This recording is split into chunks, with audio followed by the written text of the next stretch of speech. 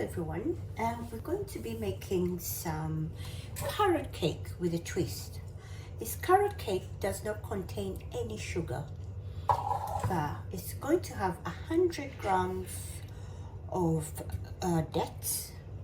It will have 50 grams of sultanas and 150 grams of grated carrots. Now I have flour, and the flour here is 200 grams.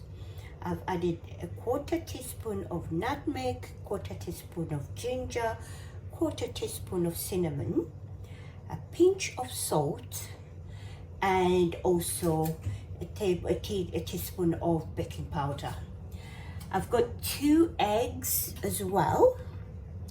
I've got a quarter cup of powdered milk, and I've got another quarter cup of buttermilk.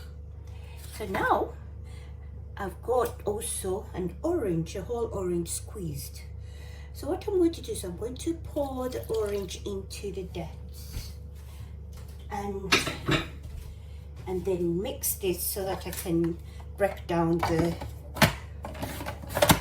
dates. So here we go. Okay, so it looks like a puree, which is what I really wanted to do. So I mix that together with the carrots, the dates, and just make sure everything is mixed together. Right, while I do that, I'm going to add the butter. Now, some people use oil. I prefer butter because the taste of the butter is so incredible. So this is the 100 grams of butter that I'm adding. Add that. I mix that until it's all incorporated. Then I'll add the eggs. Right, so that's all incorporated. Now I'm going to add milk, eggs, 1 egg at a time. These are room temperature eggs as always. Okay, you can use a machine to mix your butter. Because I have a big machine, mixing machine, I tend to use hand if I'm making small mixtures. So those are the 2 eggs. And I just wash my hands.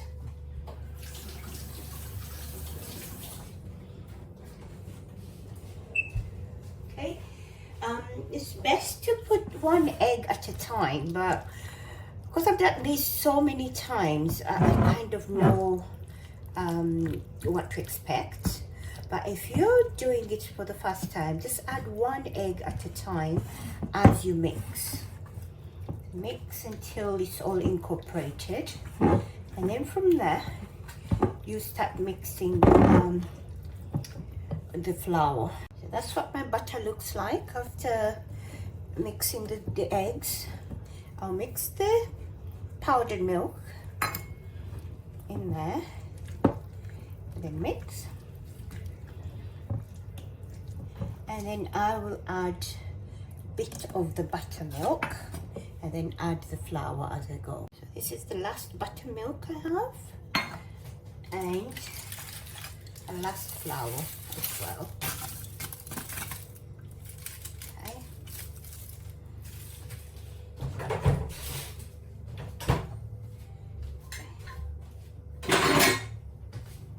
Alright, so I keep mixing that. The thing is, why I like mixing by hand is your mixture is not overbeaten, which usually tends to give you a very tough cake, I would say. But when you use your hand, you only mix until everything is incorporated, and then yeah, you're ready to bake. Right, I think this is about it. So I will continue for 2 minutes and then put them into my lined tins. Right, these are my 2 lined tins. These are 6-inch tins. Remember, there's no sugar in my mixture. But if you want to put sugar, you can add 50 grams of sugar if you like. That should be enough. But if you like a really sweet cake, then you can add 80 grams of sugar. Now this is my butter. I'm going to separate it in the 2 tins and then bake as usual in my oven for an hour at 200 degrees centigrade. Oven is an electric oven, so I won't open these tins until it's an hour. So I check on them, and then maybe if not done, then give them another 10-15 minutes. So these are my cakes done. I'll be waiting for them to cool, and then so this is the finished product of my cakes. Waiting